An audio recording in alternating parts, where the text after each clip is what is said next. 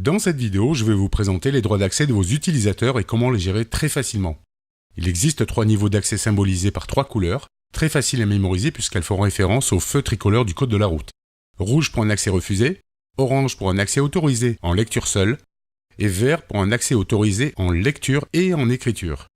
Voici comment gérer très simplement et rapidement les droits d'accès de vos utilisateurs sur les modules d'un espace de travail. Cliquez sur le bouton des options d'un espace de travail symbolisé par les 3 points, puis sélectionnez « Éditer les droits ». S'affichent alors tous les participants à cet espace de travail, ainsi que leurs droits et niveaux d'accès pour tous les modules.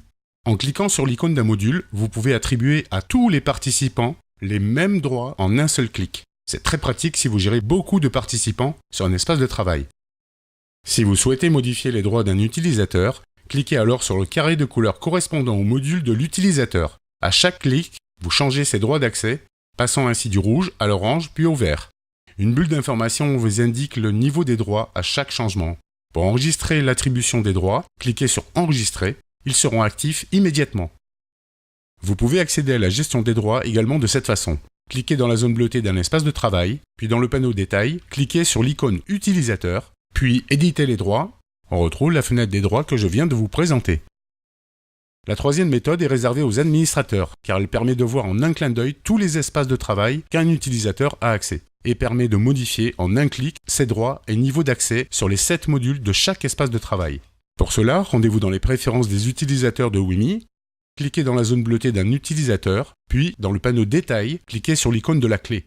S'affiche alors pour cet utilisateur tous les espaces de travail auxquels il a accès, ainsi que ses droits et niveaux d'accès associés pour chacun des modules correspondants. Pour vous y retrouver facilement, voici un tableau qui vous présente les droits et niveaux d'accès possibles des 7 modules que vous pouvez appliquer à chaque utilisateur et sur chaque espace de travail.